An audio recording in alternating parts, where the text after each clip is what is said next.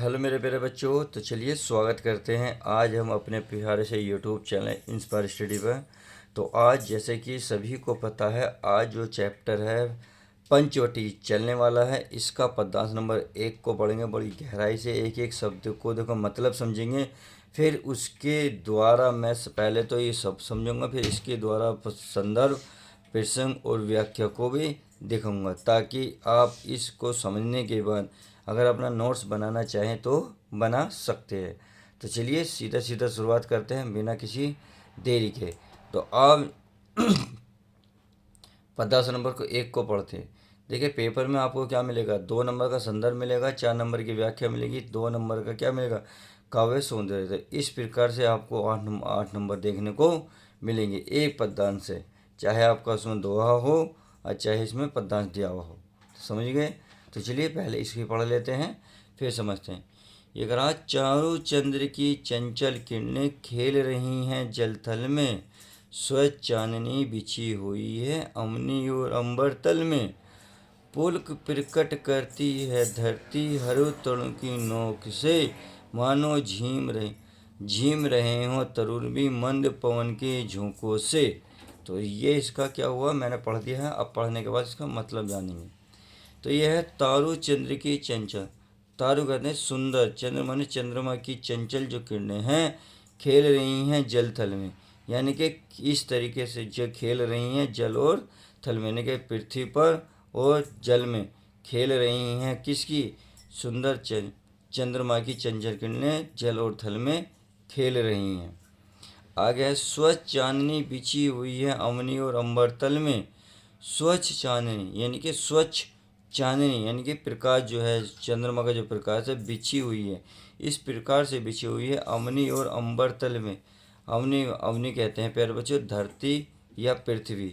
अंबर तल कहते हैं आकाश, यानी कि आकाश में तथा पृथ्वी में स्वच्छ चांदनी इस प्रकार से बिछी हुई है, मानो जैसे कोई किसी ने सफ़ेद चादर बिछा दी हो आकाश और धरती पर। आगे देखो, पुलक प्रकट करती धरती हरित तृणों की नोक से, हरित तृणों की नोक से। यहाँ और कह रहे हैं पुलकट प्रकट करती, पुलक कहते हैं हर्ष यानी कि खुशी, प्रकट कर रही है कौन, धरती, हरित तृणों की नोक से। हरित कहते हैं हरे भरे, तृणों कहते हैं घास को, कि हरी भरी घास की नोक से, कि धरती अपनी प्रसन्नता व हर्ष को हरे घास की तिनकों की नोक के माध्यम से उन्हें हिला हिला कर क्या कर रही है, अब उन्हें प्रकट कर रही है।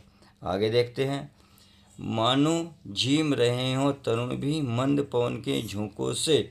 मानो झीम रहे हो मतलब होता है झूम रहे हैं, यानी कि प्रशंसा से खुशी से हिल रहे हैं। तरुण कहते हैं वृक्ष भी मंद पवन के झोंकों से। मंद माने धीमी, पवन माने हवा के झोंकों से। वृक्ष भी मंद मंद पवनों के झोंकों से झूमते हुए प्रतीत हो रहे हैं। वृक्षों को देखकर ऐसा लग रहा है कि वे अपनी प्रसन्नता को प्रकट करते हुए झूम रहे हैं। कहने का मतलब अगर भी ये देखा जाए, कहने का मतलब है कि पंचवटी के रात्रिकालीन सौंदर्य से सारी प्रकृति क्या हो रही है, आनंदित हो रही है। इसका मतलब पूरा ये हुआ।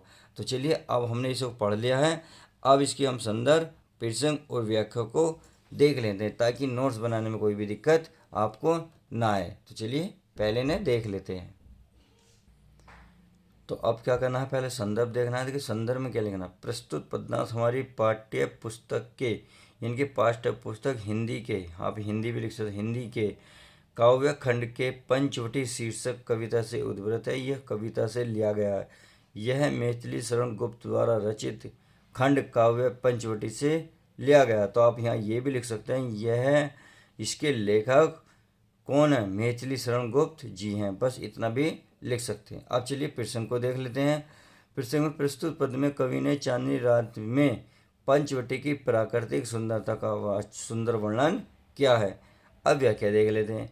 व्याख्या है, गुप्त जी पंचवटी के रात्रिकालीन सौंदर्य का वर्णन करते हुए कहते हैं कि सुंदर चंद्रमा की चंचल किरणें जल और थल के सभी स्थानों पर कीड़ा माने खेल खेल रही हैं या खेलती हुई प्रतीत हो रही हैं। धरती से लेकर आकाश तक चंद्रमा की स्वच्छ चांदनी ऐसी फैली हुई है जैसे धरती और आकाश में कोई सफ़ेद चादर बिछाए हुए है। धरती अपनी प्रसन्नता व हर्ष को हरे घास के तिनकों की नोक के माध्यम से उन्हें हिला हिलाकर प्रकट कर रही है, अर्थात तिनकों की नोक चांदनी में चमकती है और उसी चमक के कारण पृथ्वी की प्रसन्नता व्याकुल व्यक्त हो रही है। वृक्ष भी मंद मंद सुगंधित वायु के झोंकों से झूमते हुए प्रतीत हो रहे हैं। वृक्षों को देखकर ऐसा लगता है कि वे सभी प्रसन्नता को प्रकट करते हुए झूम रहे हैं। कहने का तात्पर्य है कि पंचवटी की रात्रिकालीन सौंदर्य से सारी प्रकृति आनंदित हो रही है। तो इस प्रकार से हमने इसकी व्याख्या देखी। अब चलिए काव्य सौंदर्य भी देख लेते हैं, क्योंकि ये भी मोस्ट इम्पोर्टेंट है एग्जाम के अगर नए पॉइंट ऑफ व्यू से देखा जाए। तो चलिए इसको भी अच्छे से समझ लेते हैं। अगर मैं काव्य सौंदर्य में भाषा की बात करूं तो भाषा साहित्य खड़ी बोली, यानी कि आप खड़ी बोली सीधा सीधा लिख सकते हैं। अगर शैली की बात करें, चित्रात्मक है, भावनात्मक है, भावात्मक है। अगर गुण की बात करें तो माधुर्य है, प्रसाद है, रस करे तो रस है आपका श्रृंगार व शांत, सही है। अगर छंद की बात करूँ तो छंद है राम मात्र, यानी कि प्रत्येक चरण में 30 मात्राओं वाला टांटक छंद है, आप मात्रिक लिख सकते हैं। शब्द शक्ति का अभिधा व व्यंजन है। आई होप इतनी बात समझ गए होंगे। तो चलिए इस वीडियो में बस हम इतना ही रखते हैं। आपने आज पंचवटी में पहला चैप्टर पढ़ा, अब मिलते हैं नेक्स्ट चैप्टर के साथ।